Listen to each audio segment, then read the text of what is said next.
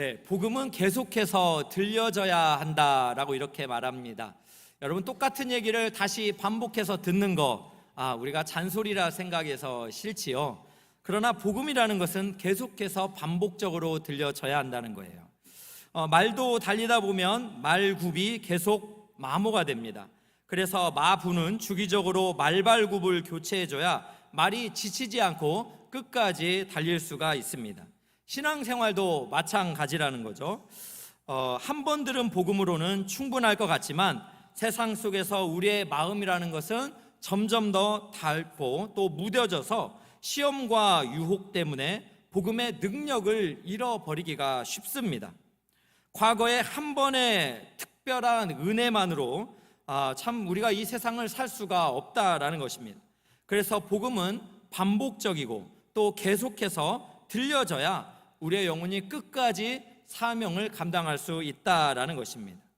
많은 사람들은 복음이라는 것이 비신자들에게 전해져야 된다라고 이렇게 생각을 합니다.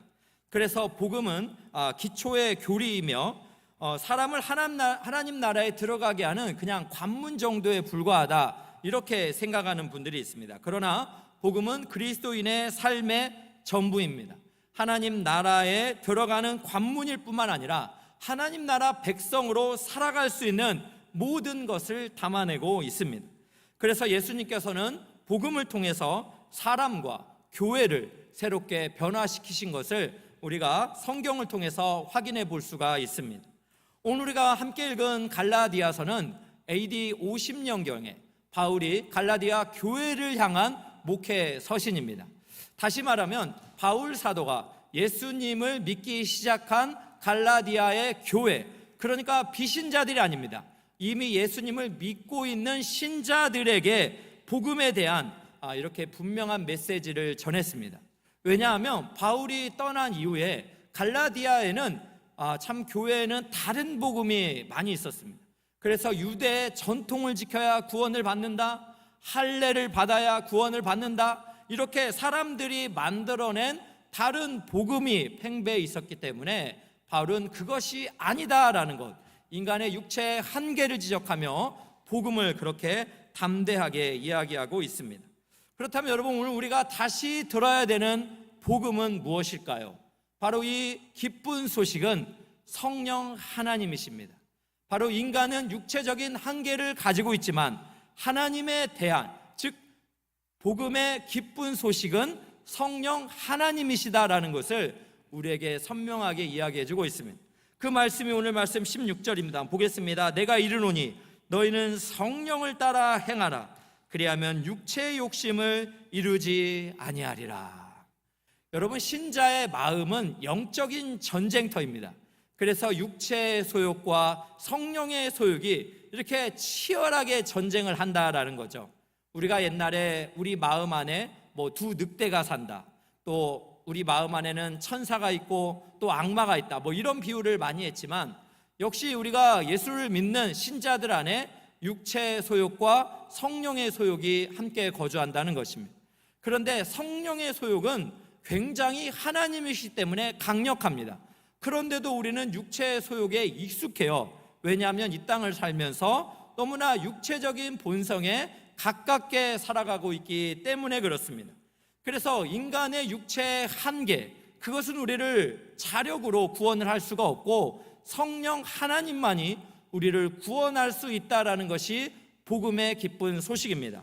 그래서 우리가 성령을 따라 행하는 자에게는 두 가지 유익이 있습니다. 그 첫 번째는 무엇입니까? 육체의 욕심을 이길 수 있다라는 것이에요. 오늘 말씀 19절에서 21절을 보면 15가지의 육체의 일이 나오고 있습니다. 그 15가지를 여러분 이해하기 쉽게 제가 4가지 항목으로 좀 친절하게 이렇게 좀 구분을 해봤는데 한번 보시겠습니다. 첫 번째는 순결과 반대되는 성적인 범죄를 이야기하고 있습니다. 즉 음행과 더러운 것과 호색을 이렇게 말씀하고 있는 것입니다. 두 번째는 무엇입니까? 불신앙과 종교적인 범죄를 이야기해요. 우리가 우상을 숭배하고 추수라는 행인들, 이건 바로 불신앙이고 종교적인 범죄라는 것입니다. 세 번째는 인간 관계 속의 죄입니다. 바로 누군가 원수를 맺는 것, 또 분쟁을 만들어내는 것, 그리고 누군가를 시기하는 거, 또 화를 분을 내는 거, 또 당을 짓는 거, 분열을 만드는 거, 이단입니다. 여기서의 이단은 종교적인 이단이 아니라 파를 만드는 파당을 이야기하는 것입니다. 그리고 투기, 이런 것들이 인간관계 속에서 너무나 많이 일어나는 죄들입니다. 마지막으로 네 번째는 술과 관련된 것들입니다. 바로 술 취함, 방탕함, 이런 것들이 여러분 그 육체의 일이다라고 성경은 이렇게 말을 하고 있습니다. 여러분이 15가지의 일 중에 나는 하나도 해당이 안 됩니다 라고 이렇게 자신 있게 말할 수 있습니까? 사실 이 15가지를 이렇게 보면서 때로는 어떤 것은 좋았다가 또 어떤 것은 또 우리가 넘어졌다가 너무나 이런 반복되는 일들 때문에 절망에 빠지기도 합니다. 너무나 인간의 민낯을 표현해 주신 것이 바로 이 육체의 일들 15가지가 아닌가라는 생각이 들었습니다. 여러분, 우리가 이것을 생각해 본다면 이 세상에 완벽한 사람은 없습니다. 사람은 본성적으로 이렇게 삶 속에서 15가지 아니 그 이상의 또 죄들을 우리가 짓고 있는 것을 발견하게 됩니다. 이런 것들이 여러분 우리의 삶 속에서 많이 열매를 맺고 있죠. 가정을 살펴봐도 어떻습니까? 결혼 전에는 정말 완벽해 보였던 그 배우자 아닙니까? 그러나 결혼 후에는 어떻습니까? 장점보다는 단점이 왜 이렇게 많이 보이는지, 장점을 쓰라고 하면 결혼 전에는 쓸 게 많았지만 결혼 후에는 오히려 단점이 있을 게 많아지는, 여러분 이게 인간의 한계예요. 결혼 전에는 너 없이는 못 살아 그랬다가 결혼해서는 어떻게 합니까? 너 때문에 못 살아, 이렇게 바뀌는 게 우리 인간의 연약함입니다. 결혼에 대한 부정적인 언어가 얼마나 많습니까? 결혼은 무덤이다, 결혼은 심지어요 적과의 동침이다. 아니 그렇게 사랑했는데 무슨 적과의 동침이 결혼이에요? 이런 거를 보면서 인간은 정말 육체의 한계를 가지고 있다, 어쩔 수 없는 그런 참 안타까운 것들이 많구나라는 걸 생각해요. 여러분 바퀴벌레 가족이라고 한번 들어보셨죠? 좀 민망한 이야기인데 어떻습니까? 네, 가정에 뭐 그런 분들 우리 성도님들은 계실지 모르겠어요. 없는 것 같은데 아빠가 집에 들어가면 어떻게 됩니까? 가족들이 그동안 거실에서 굉장히 화기애애하게 있다가 아빠만 들어오면 어떻게 돼요? 각자 방으로 들어가는 가족을 바퀴벌레 가족이다 이렇게 얘기합니다. 여러분 사춘기 자녀와 갱년기 엄마가 만나면 이 만남을 뭐라고 표현합니까? 다이너마이트 만남이다 이렇게 얘기해요. 나 사춘기거든, 나 갱년기거든, 이렇게 부딪히면 와 정말 이 가운데 있는 아빠들 어떻게 될지 모르겠어요. 나무집 이야기가 아니라 왠지 저희 집 이야기 같아서 저도 충분히 공감하며 요즘 살아가고 있습니다. 여러분 그런데 육체의 일은 어떤 것이에요? 오늘 21절 말씀에 하나님의 나라를 유업으로 받지 못한다라고 이렇게 말씀해요. 이렇게 육체의 일들을 계속하는 것은 점이 아니라 선으로 연결되어 있다는 거예요. 그래서 작은 하나하나의 점이 아니라 선으로 연결되어 있기 때문에 육체의 일들을 우리가 계속해서 반복하고 방치하게 되면 결국 하나님의 나라를 유업으로 받지 못한다는 바울은 굉장히 강력한 권고를 하고 있습니다. 육체의 일들을 우리가 끊어낼 것을 명령하고 있는 것이죠. 그런데 실제는 어떻습니까? 우리가 육체를 우리의 자력의 힘으로 끌어낼 수가 있습니까? 내가가 복음이 되어가지고 내가가 내 행위로 구원할 수 있다라고 여러분 자신 있게 말할 수 있는 사람 있습니까? 아니에요. 그런 자신감을 가졌지만 내가가 주어가 되어 봤지만 결국 우리 안에서는 또 실패와 좌절과 낙심인 것을 발견하게 됩니다. 그래서 여러분 복음이란 건 뭡니까? 철저히 자기 자신에게는 절망하는 것입니다. 그리고 하늘의 하나님께서는 우리가 소망을 갖는 것, 이것이 우리 인간이 구원을 얻을 수 있는 기쁜 소식, 복음인 줄로 믿습니다. 하나님께서는 바울 사도를 통해서 육체의 한계를 분명히 지적하시면서 우리의 소망이 되시는 성령 하나님께서 연약한 우리를 도우시고 우리와 함께 하시사 율법의 말씀도 이룰 수 있다라는 것을 선명하게 말씀합니다. 그 내용이 무엇입니까? 오늘 말씀 18절을 함께 보겠습니다. 너희가 만일 성령의 인도하시는 바가 되면 율법 아래에 있지 아니하리라. 성령을 따라 성령의 인도하심을 받으면 율법 아래, 즉 율법의 지배를 받지 않게 된다라는 것을 우리에게 분명히 말씀하고 있습니다. 여러분, 우리는 존재적으로 우리가 성령을 따라 살아가야 되는 것이 굉장히 원래는 성령을, 즉 예수를 믿는 사람에게는 자연스러운 일입니다. 왜 그렇습니까? 오늘 말씀 24절을 보니까 우리가 어떤 사람인지를 정확히 말해줘요. 한번 보겠습니다. 그리스도 예수께 속한 사람들. 네, 세번역 성경은 그리스도 예수께 속한 사람들, 개역개정 성경은 그리스도 예수의 사람들이라고 이렇게 번역했습니다. 그 사람들은 어떻습니까? 정욕과 욕망, 즉 육체 욕심과 탐심을 그렇게 자기의 육체와 함께 십자가에 못 박았다라는 것. 즉 무엇입니까? 우리의 정욕과 욕망이 육체와 함께 십자가에서 죽었다라는 거예요. 누가요? 그리스도 예수의 사람들, 성령을 받은 사람들은 육체가 십자가에서 이미 죽었다라는 분명한 선언입니다. 죽었기 때문에 우리는 성령을 따라 살아가는 것이, 그 성령의 권능을 따라 살아가는 것이 우리에게 자연스러운 일이다라는 것입니다. 그런데 여러분은 참 어떻습니까? 우리가 이미 죽었는데도 육체의 욕망이 막 스물스물 올라와요. 제가 이것을 비유를 해보니까 좀 끔찍하긴 한데 좀비 그리스도인이다라는 생각이 좀 들었어요. 여러분, 좀비라는 게 인간의 형상을 이야기해서 얼마나 끔찍합니까? 그런데 여러분, 좀비 그리스도인이라는 건 어떤 거예요?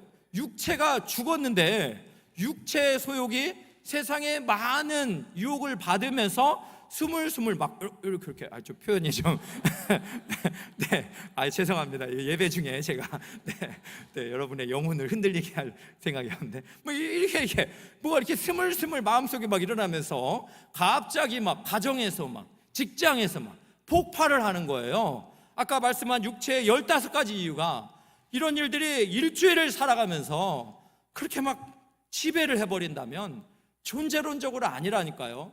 우리는 육체의 지배를 받는 존재가 아니에요. 성령의 지배를 받는 존재입니다.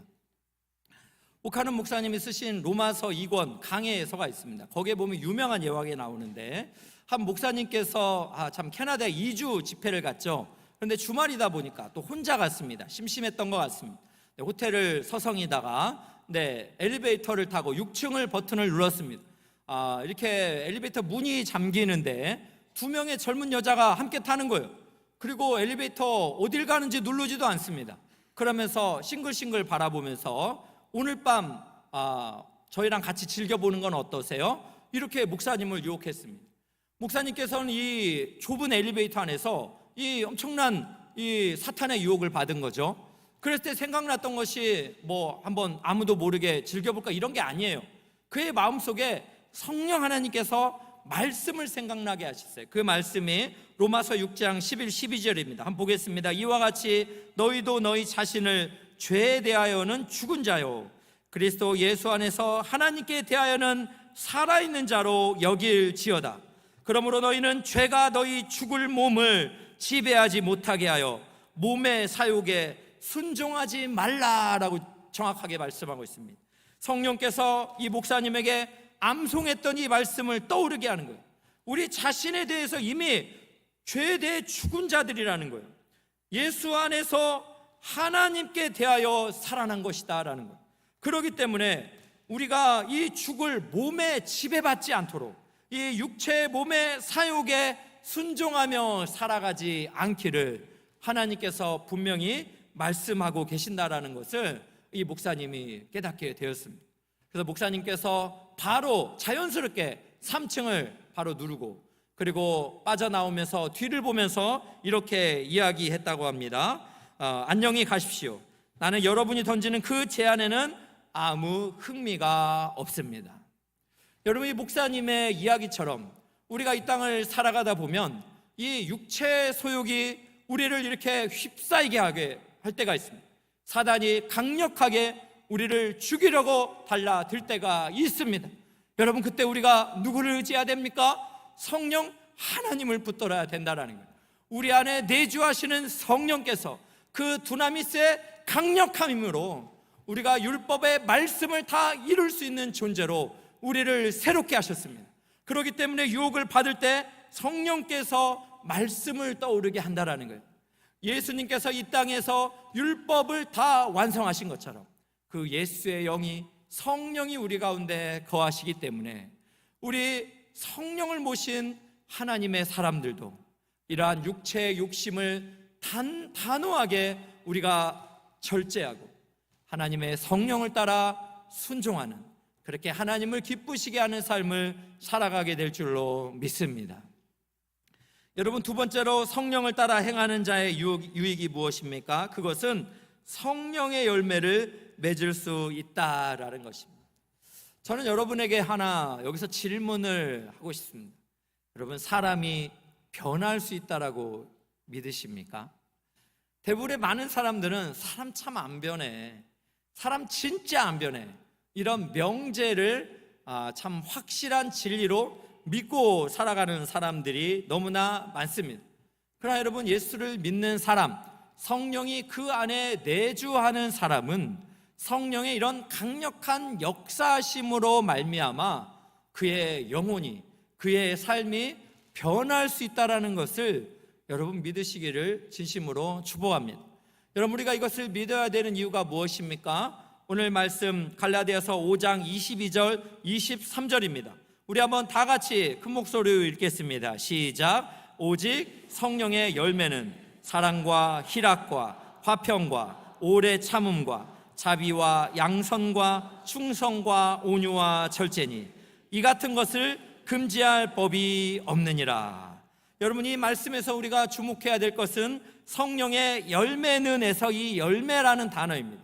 여러분, 이 단어는 우리가 한글로 봤을 때는 그냥 다 복수처럼, 그래서 9가지 열매가 쭉 설명되는 것처럼 보이지만 실제 헬라어 원문을 보면 이 열매는 단수로 표현되어 있다라는 것입니다. 또 여러분, 우리가 함께 읽었던 아까 갈라디아서 5장 19절에 육체의 일은 분명함이 해서 육체의 일은 사실은 헬라어로 보면 육체의 일들입니다. 그래서 영어 성경으로는 행동들이라고, 액츠라고 이렇게 표현이 되어져 있어요. 그렇기 때문에 육체의 일들은 15가지가 이렇게 많이 된다라는 것을 설명을 했는데, 이상하게도 성령의 열매는에서 이 열매는 단수로 표현이 되어 있다라는 것입니다. 이것은 무엇입니까? 성령의 열매는 딱 하나 추구하는 목표가 있다라는 거예요. 그 추구하는 목표는 무엇입니까? 바로 예수 그리스도입니다. 이 성령의 열매는 딱 하나, 예수 그리스도를 추구합니다.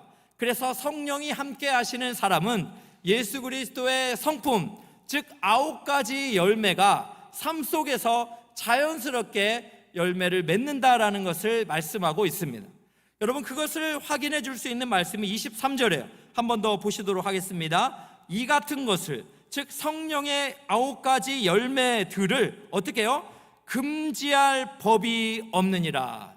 여기서 이 법이라는 단어는 헬라어로 이렇게 번역을 해서 보면 능력이라고 우리가 바꾸어 표현할 수가 있습니다. 성령의 열매 이 9가지, 이러한 것들을 어떻게 해요? 금지할 법, 성령이 열매를 맺는데 막을 수 있는 법, 거스를 수 있는 법, 막고 저항할 수 있는 어떠한 능력도 없다라는 것이에요. 그러니까 결론을 말하면 성령의 열매, 즉 성령을 이렇게 모신 사람의 삶 속에서는 자연스럽게 그것을 막아낼 수 있는 어떠한 법이나 능력이 없어요. 그래서 하나의 목표, 예수 그리스도의 성품을 따라서 삶 속에서 9가지 열매를 모두 맺을 수 있다라는 사실입니다. 할렐루야. 여러분, 이것을 믿으십니까? 여러분, 이것을 정말 우리는 믿어야 됩니다. 성령의 은사라는 것은 열매와 달라요. 주님께서 교회의 머리 되시기 때문에 몸인 주님의 교회를 위해서 하나님께서는 어떻게 하셨습니까? 성령의 은사를 주셨어요. 그것도 각 사람에게 고루고루 나누어 주셨습니다. 그래서 성령의 은사는 다양성입니다.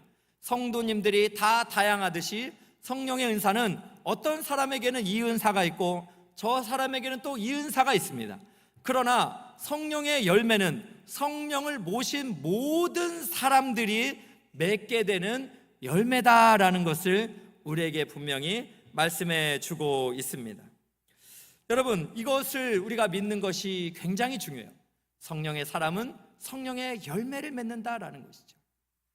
17세기에 경건한 목사였던 월터 마샬이라는 이런 사람이 성화의 신비라는 이런 책을 썼습니다. 그런데 이 월터 마샬이라는 사람은 그가 항상 성령 안에서 살고 싶은데 그가 항상 이 죄책감에 휩싸여 살았습니다. 그리고 자신을 봤을 때 여전히 변하지 않는 모습들, 또 여전히 죄 가운데서 살아가고 있는 것을 굉장히 낙심이 되고 절망을 했어요. 그래서 당시에 청교도 신학자였던 토마스 구디라는 사람에게 찾아가서 자신의 고민을 솔직하게 털어놓습니다. 양심을 무겁게 하는 죄, 또 습관적으로 짓는 죄 때문에 자신이 너무 변하지 않는 이 환경에 너무 낙심이 됩니다. 절망스럽습니다. 이렇게 이야기를 했습니다. 그때 여러분, 토마스 구디라는 이 목사님이 이렇게 이야기를 합니다. 한번 잘 들어보세요. 자네는 지금 자네가 짓고 있는 가장 나쁜 죄에 대해서 빼놓고 이야기하고 있네. 바로 불신앙의 죄 말일세. 자네는 지금 자네의 죄악을 용서하시고 자네의 본성을 거룩하게 하시는 주 예수 그리스도를 진정으로 믿고 있지 않다네. 여러분, 이 월터 마샬이라는 사람이 이 토마스 구딘이 했던 이야기를 듣고 너무나 충격을 받았습니다. 자신이 지금 죄를 짓고 있는데 가장 큰 죄가 바로 불신앙의 죄라는 거예요. 당신 마음속에 있는 예수 그리스도, 즉 성령이 함께하고 계시는데 당신은 안 된다라고 절망하며 낙심하고 있는 것, 이것이 가장 큰 불신앙의 죄라는 것을 그가 인식을 하지 못했다라는 것입니다. 여러분, 그렇습니다. 성령을 모신 사람들은 성령 하나님께서 나를 바꿀 수 있다라는 것을 여러분 믿으시기를 주님의 이름으로 축복합니다. 여러분, 다른 데서 찾을 것이 아니죠. 그렇게 죄가 많고 그렇게 반복적으로 죄를 짓고 그러한 나 자신을 성령 하나님께서 새로운 피조물로 새롭게 하시사 이렇게 주일 아침에 늦잠 자지 않고 하나님 앞에 예배하는 예배자로 삼으신 거, 여러분 이것이 정말 놀라운 역사 아닙니까? 여러분, 나에게 그런 큰 은혜를 베푸신 성령 하나님을 믿으신다면 타인을 향해서도 성령께서 역사하신다라는 것을 우리가 믿지 않는다는 것은 이건 불신앙의 죄가 된다라는 거예요. 여러분, 그래서 귀신 들린 아이의 아버지의 불신앙을 지적하면서 예수님이 무슨 말씀하셨습니까? 마가복음 9장 23절입니다. 할 수 있거든이 무슨 말이냐?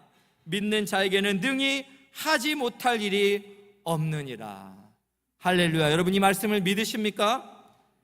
마가복음 10장 27절, 부자는 천국에 들어가는 것이 어렵습니다라는 제자들의 질문에 예수님이 이렇게 말씀합니다. 사람으로는 할 수 없으되 하나님으로는 그렇지 아니하니 하나님으로서는 다 하실 수 있느니라. 여러분, 이 말씀을 정말 믿으신다면 여러분, 하나님께서 나를 변화시키신 것처럼 나의 가족들, 또 나와 함께하는 모든 사람을 바꾸실 수 있다는 것을 믿으시기를 주님의 이름으로 축복합니다.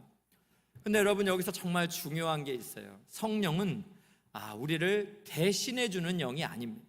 성령은 우리를 돕는 보혜사입니다. 그렇기 때문에 우리가 우리의 마음의 중심에 내가가 주인공이 되어서 내가 내 뜻대로 살아간다면 성령의 역사를 기대하기는 어렵습니다.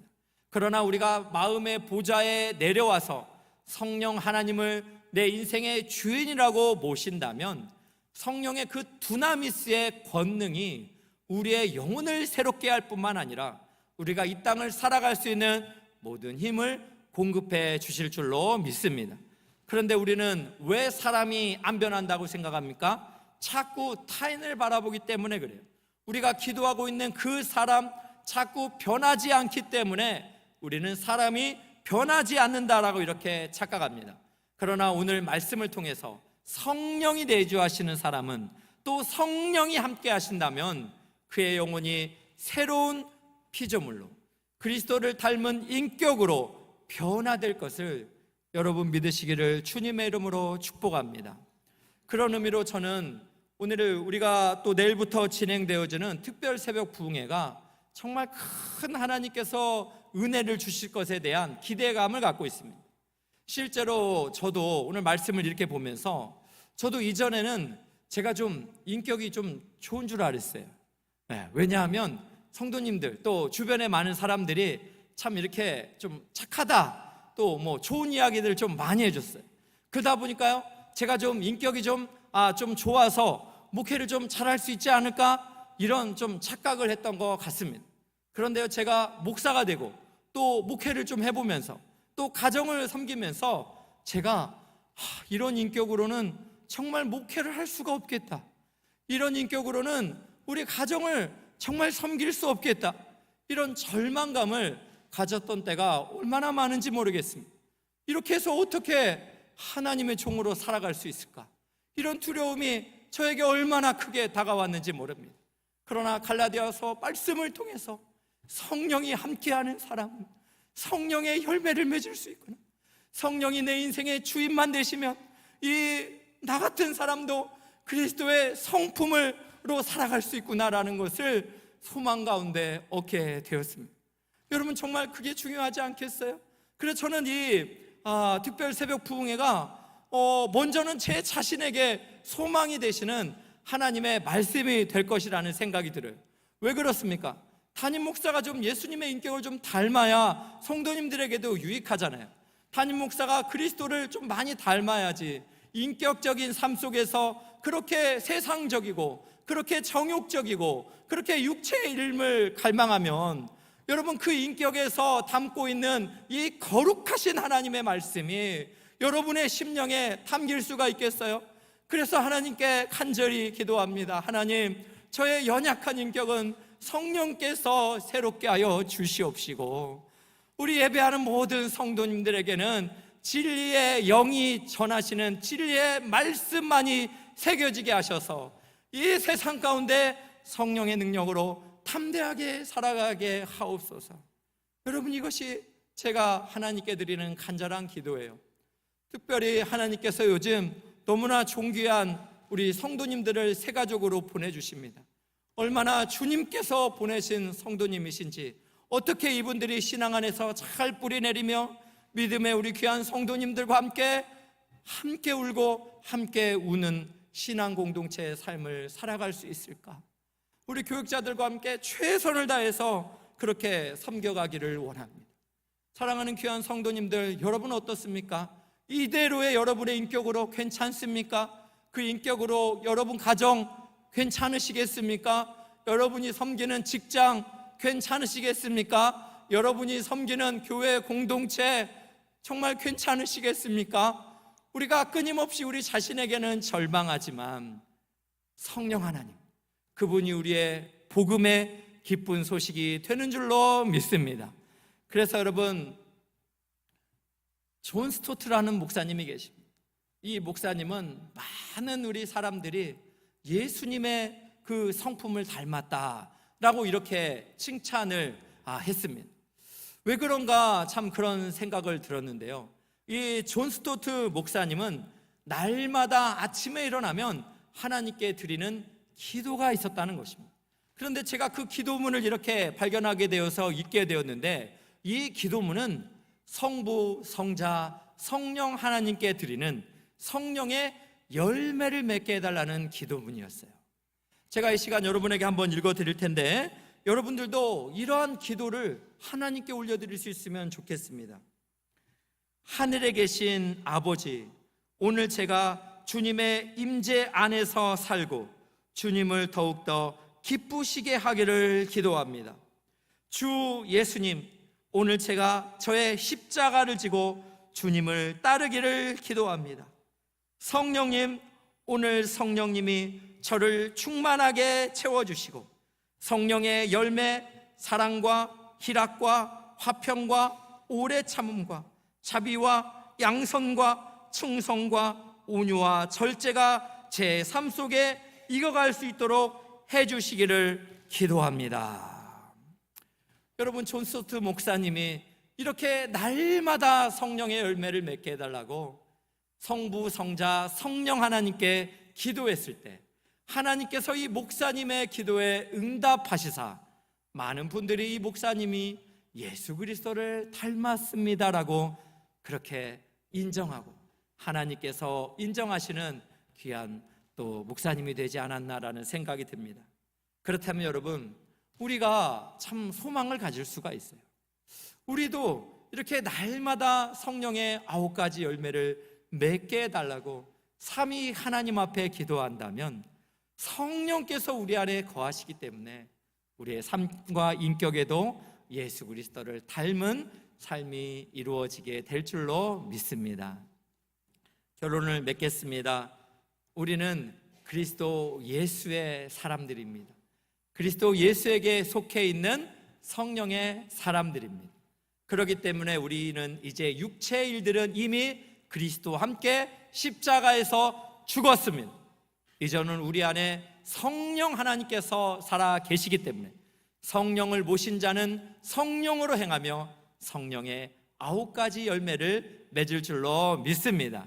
특별 새벽 부흥회를 통하여 성령의 열매들을 하나하나 살펴보면서 우리 삶 속에 그리스도 예수를 담는 아름다운 열매를 맺어가시기를 주님의 이름으로 축원합니다. 여러분, 이런 믿음을 가지고 우리가 한번 찬송하기 원합니다. 이 시간에는 다 같이 좀 자리에서 일어나면 좋겠습니다. 오늘 우리가 우리 특별 새벽 부흥의 첫 스타트를 시작합니다. 성령께서 우리 가운데 임하여 주시옵소서. 할렐루야. 아직 좀 준비가 안 되신 것 같아요. 네, 성령께서 저는 기도합니다. 마가의 다락방에 임했던 그 불과 같은 성령이 우리 가운데 임할 줄로 믿습니다. 할렐루야. 우리 박수치며 하나님께 영광 돌리고 찬양하겠습니다.